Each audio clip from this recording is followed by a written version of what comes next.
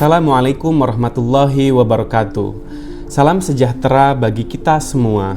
Perkenalkan, saya Aden Apandi, SEMAK, dosen program studi S1 Akuntansi, Sekolah Tinggi Ilmu Ekonomi Indonesia, Jakarta. Pada kesempatan ini, saya akan menyampaikan video pengantar mata kuliah akuntansi biaya sebagai bagian dari pelaksanaan pembelajaran yang mengacu pada rencana pembelajaran semester atau RPS yang telah disusun. Mata kuliah akuntansi biaya merupakan mata kuliah keilmuan yang bertujuan membekali mahasiswa dengan pengetahuan dan keterampilan dalam mengidentifikasi, mengklasifikasikan, menghitung serta menganalisis biaya produksi sebagai dasar pengambilan keputusan manajerial. Melalui mata kuliah ini, mahasiswa diharapkan tidak hanya memahami konsep akuntansi biaya, tetapi juga mampu menerapkannya dalam berbagai kasus yang ditemui di dunia usaha dan di dunia industri. Selama 1 semester, pembelajaran dirancang secara bertahap. Materi diawali dengan konsep dasar akuntansi biaya dan klasifikasi biaya. Dilanjutkan dengan perhitungan harga pokok produksi, metode harga pokok pesanan, dan harga pokok proses, produk gabungan dan produk sampingan, biaya bahan baku, biaya tenaga kerja langsung, biaya overhead pabrik, departementalisasi biaya overhead, hingga sistem biaya standar dan analisis selisih biaya. Seluruh materi tersebut disusun secara sistematis agar mahasiswa memperoleh pemahaman yang komprehensif mengenai akuntansi biaya. Proses pembelajaran dalam mata kuliah ini menggunakan kombinasi direct instruction dan problem-based learning. Melalui pendekatan tersebut, mahasiswa tidak hanya memperoleh penjelasan konsep, tetapi juga berlatih menyelesaikan studi kasus, melakukan perhitungan biaya, berdiskusi, serta menganalisis berbagai permasalahan yang berkaitan dengan akuntansi biaya. Pendekatan ini diharapkan dapat meningkatkan kemampuan berpikir kritis, analitis, dan kemampuan pemecahan masalah mahasiswa.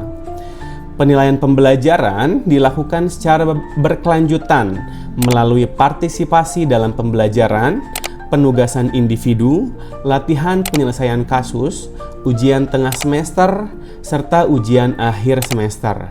Dengan demikian, capaian pembelajaran mahasiswa dapat diukur secara komprehensif baik dari aspek pengetahuan maupun keterampilan. Pada video pembelajaran yang akan disampaikan, saya memilih materi produk gabungan dan produk sampingan.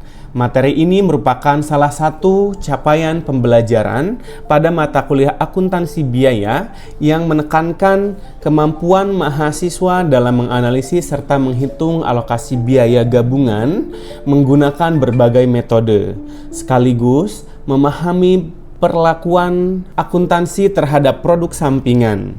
Pemilihan materi ini didasarkan pada pentingnya kemampuan mahasiswa dalam memahami pengalokasian biaya sebagai dasar penentuan harga pokok produk dan pengambilan keputusan manajerial.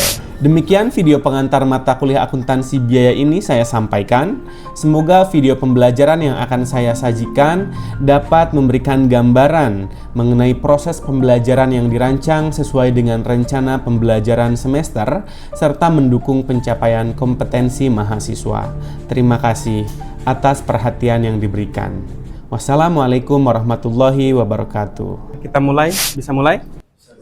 Oke, bismillahirrahmanirrahim. Assalamualaikum warahmatullahi wabarakatuh. Waalaikumsalam warahmatullahi wabarakatuh. Selamat siang semuanya. Oke, gimana kabarnya, sehat? Oke, alhamdulillah. Seperti biasa, sebelum kita mulai, alangkah lebih baiknya kita berdoa dulu. Sebelum kita mulai, silakan berdoa sesuai kepercayaan masing-masing. Berdoa dimulai. Saya absen dulu ya. Pertama, Hasna Syafiyah. Hadir. Daniel Oscar, Muhammad Febriansyah, Rosaliana. Jadi untuk pertemuan hari ini, kita akan bahas terkait dengan produk gabungan dan produk sampingan. Ya, ini terkait dengan produk gabungan dan produk sampingan di tatap muka 9 akuntansi biaya. Oke, Ada yang sudah baca materi yang saya upload di Edlink? Sudah? Oke. Kira-kira menurut teman-teman, apa produk gabungan dan apa itu produk sampingan? Ada yang bisa menjawab? Jadi produk gabungan itu adalah beberapa produk yang dihasilkan secara simultan atau bersamaan melalui satu atau serangkaian proses produksi. Nah, yang dimana setiap produk yang dihasilkan akan mempunyai nilai yang sesuai dengan hasil pemrosesannya. Nah, sedangkan produk sampingan itu satu atau beberapa jenis yang dihasilkan dari proses produksi secara simultan, tetapi nilainya relatif kecil jika dibandingkan dengan produk yang utama. Oke, bagus ya jawabannya Aska. Tapi kita lihat dulu di sini. Pertama, di sini teman-teman lihat, bisa lihat ini gambar apa?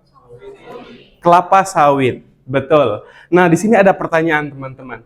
Kalau satu pohon kelapa sawit diproses di pabrik, menurut teman-teman, apakah hanya menghasilkan satu produk? Enggak. Kira-kira apa aja produknya? Minyak. Ada lagi? Ternyata dari satu pohon kelapa sawit dapat dihasilkan lebih dari satu produk. Gitu ya. Nah, baik produk utama maupun produk sampingan yang memiliki nilai ekonomi. Nah, jadi yang namanya produk gabungan itu tadi, apa ini? Sawit. Dari sawit, kita diproses nih ya, diproses di pabrik, bisa menjadi beberapa produk. Ya, ini adalah produk gabungan. Teman-teman, menurut teman-teman, kalau misalnya produk dari sawit, kira-kira produk utamanya apa? Minyak. Ada produk sampingannya? Ada, sampingannya adalah ini. Oke. Ya, seperti itu. Ya, ini untuk pemahaman awal aja dulu. Kita lihat di sini adalah ada CPMK, capaian pembelajaran mata kuliah, di mana yang pertama mahasiswa mampu menganalisis harga pokok pesanan, harga pokok proses serta produk bersama dan produk gabungan menggunakan metode akuntansi biaya yang relevan. Subcapaiannya adalah mampu menghitung alokasi biaya bersama pada produk bersama dan produk gabungan, serta menjelaskan perlakuan akuntansi produk sampingan. Nah, jadi setelah mempelajari mata kuliah ini, ya materi terkait produk gabungan dan produk sampingan, tujuan akhir teman-teman kita bisa menjelaskan apa sih yang dimaksud dengan produk gabungan. Apa yang dimaksud dengan atau teman-teman menjelaskan terkait dengan produk sampingan. Terus mengidentifikasi yang namanya joint cost dan menghitung alokasi biaya gabungan. Oke, kita lihat. Pertama, teman-teman harus bisa menjelaskan produk gabungan. Kita lihat di sini, produk gabungan menurut charter. Ini nanti teman-teman bisa lihat apa definisinya sih menurut si charter. Tapi teman-teman lihat di sini. Di sini ada apa? Kilang minyak. Kalau kilang minyak di sini, ya, teman-teman bisa lihat dari kilang minyak ini kita proses menjadi apa? Ada lagi? Oke, ya, diproses menjadi premium, pertamax, pertalite, aspal, atau ada lagi apa lagi? Selain itu? Pertamina Dex, oke. Nah, di sini kita lihat ya, ada oke. Dari satu proses ini ada yang namanya produk utama dan produk sampingan. Kira-kira produk utamanya apa? Oke. Premium. Oke. Kemudian produk sampingannya? Aspal. Nah, nanti teman-teman bisa lihat kira-kira premium sama aspal lebih mahal mana? Hah? Bener aspal? Premium. Oke. Nah, ini adalah produk gabungannya, ya. Pertamina memproses minyak bumi sehingga dia bisa menghasilkan dua produk. Ada produk utama, ada produk sampingan, ya. Sehingga nanti teman-teman bisa lihat karakteristiknya, ya. Kalau produk utama itu dia memiliki nilai jual signifikan, berarti lebih mahal, ya. Gitu. Terus kedua, selanjutnya adalah produk sampingan. Ini saya hapus dulu. Ini gambar apa teman-teman? Ayam. Ya. Oke, dari ayam. Satu ayam. Ini berarti kan yang namanya apa? Produk gabungan. Produk gabungan. Mana yang menjadi produk utama? Daging. Produk sampingannya? Kulit. Bulu. Cakar. Oke, itu ya. Oke, bagus ya. Tadi produk utamanya adalah daging ya. Nah, ini produk gabungannya adalah ayam. Dari ayam kita punya produk utamanya adalah daging dan produk sampingannya adalah pertama kulit, cakar dan Ya, teman-teman suka makan kulit? Enggak suka ya. Kalau yang suka, kulit lebih murah apa lebih mahal dibanding daging? Murah. Kalau ceker atau cakar? Lebih murah. Bulu? Murah banget. Bulu untuk apa? Kemoceng bisa ya. Nah, produk utamanya adalah daging. Dimana kalau produk utama itu dia memiliki nilai yang relatif lebih tinggi. Kalau produk sampingan, apa? Dihasilkan sebagai efek samping. Tapi tidak bisa dihindari. Contoh lain ada nggak kira-kira? Dari padi. Produk utamanya apa? Beras. Ya, produk utamanya beras. Terus produk sampingannya? Jeraminya. Terus? Gabah. Dedak ya. Nah, kira-kira menurut teman-teman antara tadi jerami, gabah, dedak sama beras, lebih mahal mana? Jadi produk utamanya adalah beras. Sampai sini paham? Nah, produk gabungan, produk utama, produk sampingan. Produk gabungan, contohnya tadi apa? Pertama, ayam misalnya. Produk gabungannya ayam. Produk utamanya? Daging. Produk sampingannya? Terus tadi, kalau yang produk gabungannya adalah padi. Produk utamanya? Produk sampingannya? Oke. Insya Allah paham ya? Jadi kita nggak perlu membahas atau menjelaskan definisi secara panjang lebar, tapi dengan salah satu contoh aja teman-teman sudah bisa melihat, oh ternyata dari satu produk itu bisa jadi produk utama, bisa jadi produk sampingan gitu. Nah, tapi di sini pertanyaannya adalah atau PR-nya adalah bagaimana cara mengalokasikan biaya produksinya. Selanjutnya di sini ada biaya gabungan, joint cost dan biaya tambahan atau variable cost. Ya. Oke, kita lihat di sini. Dalam proses produksi gabungan, biaya dapat dibedakan menjadi dua jenis berdasarkan waktu terjadinya dalam proses produksi. Nah, pertama di sini tadi apa? Bahan baku atau produk utama ya. Kita proses ke sini. Setelah kita proses sehingga bisa menjadi produk gabungan. Ya, ada minyak sawit, ya, ada inti sawit, ada serat sawit, ada cangkang sawit. Inilah yang dinamakan dengan split off. Ya. Nah, selanjutnya apa? Nah, di sini dari minyak sawit bisa menjadi kita proses lagi, gitu ya, proses lanjutan. Ya, bisa jadi pemurnian, pengemasan, distribusi dan lain sebagainya. Karena ketika menjadi minyak sawit ini, ya, itu kan bisa diproses selanjutnya. Berarti kalau diproses selanjutnya perlu yang namanya biaya tambahan. Nah, biaya gabungan di sini terjadi sebelum titik pisah. Nah, ini adalah titik pisah, teman-teman. Ya. Ini biaya gabungan. Kemudian, kalau biaya tambahan atau variable cost, ini setelah terjadi titik pisah di sini. Ya. Jadi ingat kalau biaya gabungan itu sebelum titik pisah, kalau biaya tambahan setelah titik pisah. Kita lihat di sini, metode ini mengalokasikan biaya gabungan secara merata ke setiap unit produk tanpa mempertimbangkan nilai atau jenis produk. Nah, misal contoh ya, teman-teman pernah lihat atau pernah membeli produk minyak? Ya, produk minyak. Pertama ada apa jenisnya? Terus selain itu apa?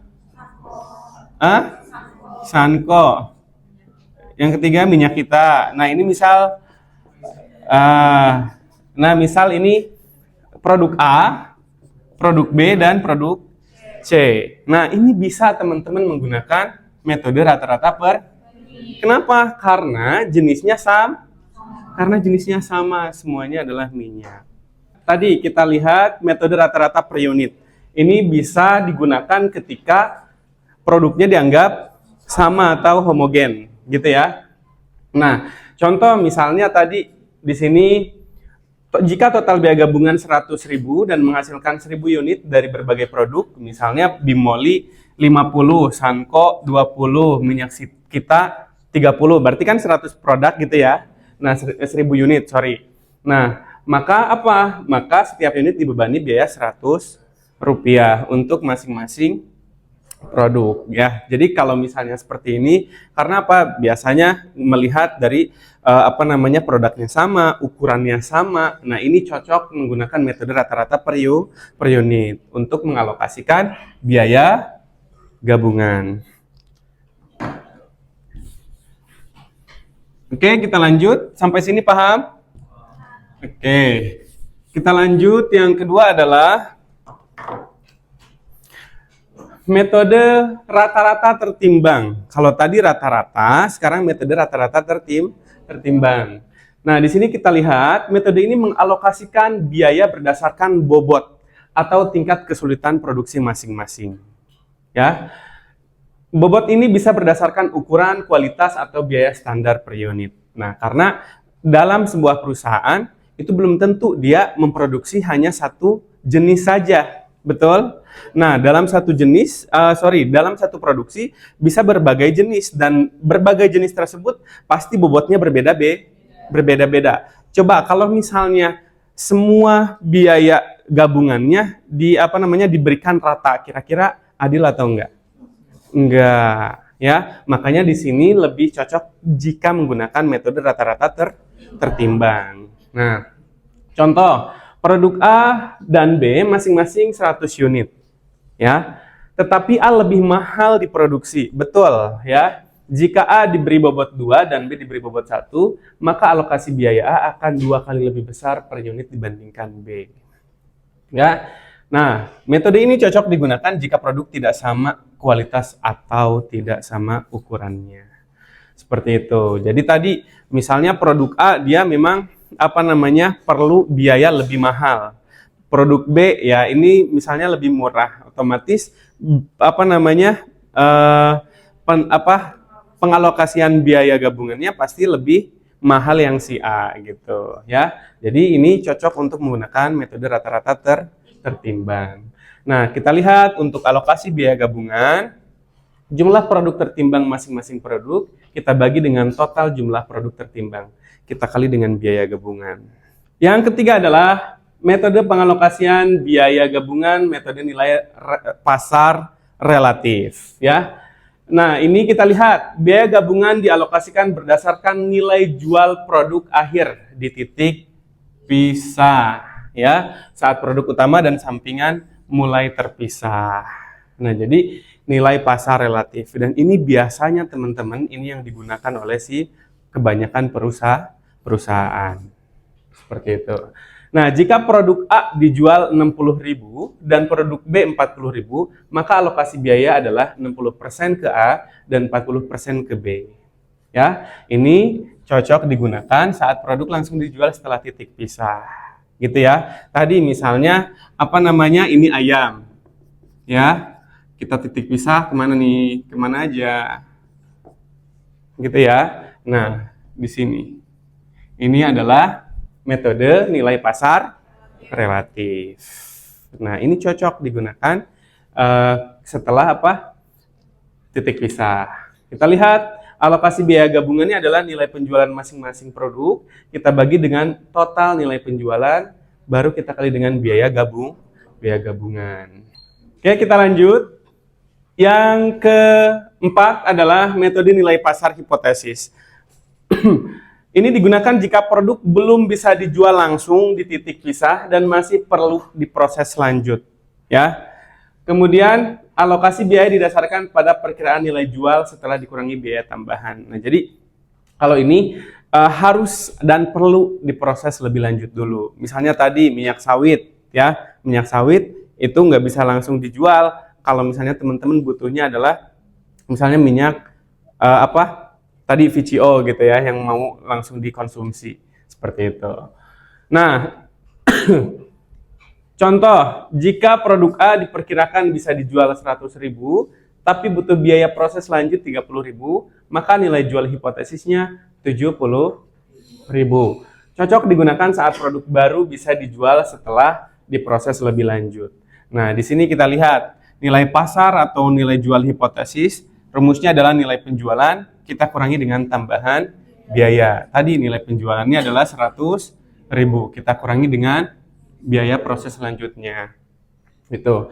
Untuk alokasi biaya gabungan, dari mana nilai pasar hipotesis kita bagi dengan total nilai pasar hipotesis dikali dengan biaya gabungan. Biasanya biaya gabungan untuk sebuah produk berbagai jenis itu sudah diketahui gitu ya. Nah, nanti tinggal dialokasikan ke sini per masing-masing produk. Seperti itu.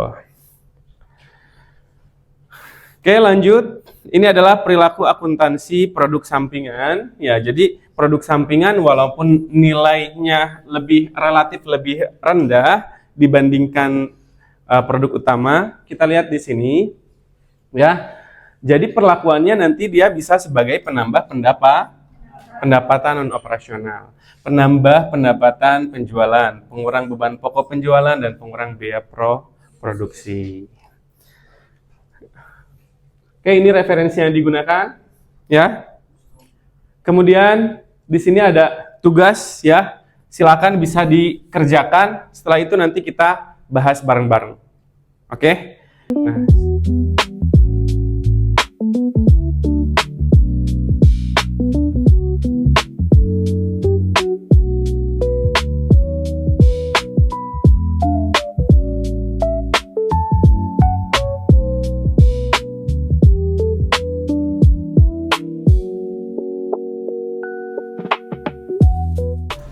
Oke, baik. Kira-kira siapa yang mau menjawab? Aska? Ya, silakan Aska. Untuk metode rata-rata per unit dulu ya. Silakan. Hah? Coba punya Rafael, coba saya lihat.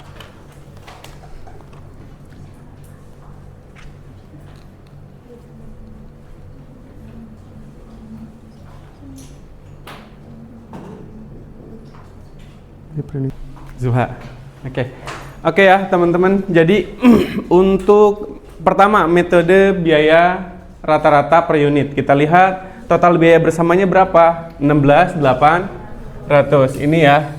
16.800 kita bagi dengan total unit produksi.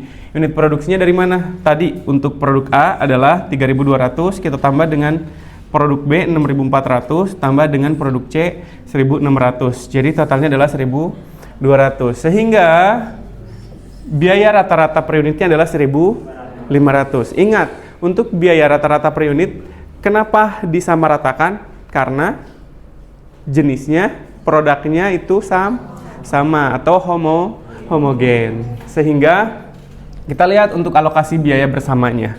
Ya. Kenapa alokasi biaya bersama? Karena apa? Lihat unit produk yang dihasilkannya beda-beda, tapi jenis produknya sama, tapi yang dihasilkannya berbeda, sehingga alokasi biaya bersamanya pasti akan berbeda, ya. Tapi di sini totalnya akan sama 16.800.000. Oke. Untuk yang bagian rata-rata tertimbang, nilai pasar relatif dan nilai pasar hipotesis, silakan nanti teman-teman semuanya kerjakan di rumah. Ini menjadi tugas dan nanti teman-teman harus upload di Edlink. Oke. Baik. Sebelum kita tutup, silakan. Ada yang mau ditanyakan? Oke. Apa sih risiko bisnis jika perusahaan itu salah mengalokasikan biaya gabungan terhadap harga kompetitif? Oke, baik. Jadi tadi pertanyaannya adalah apa risiko jika perusahaan salah mengalokasikan biaya gabungan? Pertama, kalau misalnya salah mengalokasikan biaya gabungan, itu bisa jadi apa? Bisa jadi harga yang biaya rata-rata per unitnya bisa jadi salah. Oke, atau misalnya nanti harga yang ditentukan oleh si perusahaan juga bisa jadi lebih murah atau lebih mahal. Kalau misalnya lebih mahal, otomatis si perusahaan akan kalah saing. Terus kalau lebih murah, kira-kira apa? Kira-kira tidak ada yang namanya keuntungan. Bisa jadi si perusahaan itu mengalami kerugian. Oke, paham? Paham. Selanjutnya, oke. Saya mau bertanya, apa resiko yang mungkin terjadi apabila perusahaan memilih metode alokasi biaya gabungan yang kurang sesuai dengan karakteristik produknya? Oke, jadi tadi pertanyaan Jonathan adalah risiko kalau perusahaan salah menentukan metode dalam pengalokasian biaya gabungan. Nah, tadi sebenarnya ini pertanyaannya sama ya, berkaitan dengan pertanyaan yang pertama gitu ya. Nah, jadi kalau misalnya salah, otomatis apa? Otomatis tadi kembali bahwa dia salah dalam menentukan harga jual atau harga pokok produksi gitu ya. Ketika harga pokok produksi salah, otomatis harga jualnya pun akan salah. Tadi kembali kita kaitkan ketika misalnya harganya terlalu mahal, padahal produknya tidak, misalnya standarnya tidak begitu bagus gitu ya. Otomatis dia akan kehilangan atau kalah dalam bersaing. Kalau misalnya harganya terlalu murah, nah otomatis kemungkinan dia akan mengalami kerugian. Dan tadi kalau misalnya salah dalam pengalokasian biaya atau pemilihan metode, nah otomatis nanti si manajer pun akan mengambil keputusan yang salah gitu. Sehingga nanti untuk proses produksi selanjutnya dia akan keliru. Seperti itu. Oke, cukup? Ada lagi pertanyaan? Tidak ada?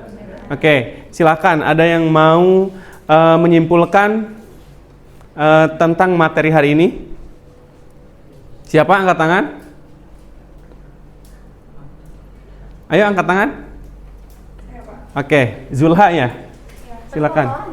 Nggak apa-apa, silakan. Oke, jadi kalau menurut saya itu apa sih materi yang hari ini kita dapetin itu, kalau misalnya ternyata tuh produk gabungan sama produk sampingan itu beda. Kalau misalnya produk gabungan itu suatu produk yang dihasilkan secara bersamaan dalam satu produksi. Terus kalau misalnya produk sampingan itu sama, dihasilkan secara bersamaan namun nilai ekonominya relatif lebih kecil. Terus kalau ternyata tuh biaya tuh beda, kayak kan ada tadi kan joint cost ya, biaya gabungan. Nah itu bisa direalisasikan, namun tuh metodenya kayak beda-beda gitu. Kan tadi ada 4 ya Pak.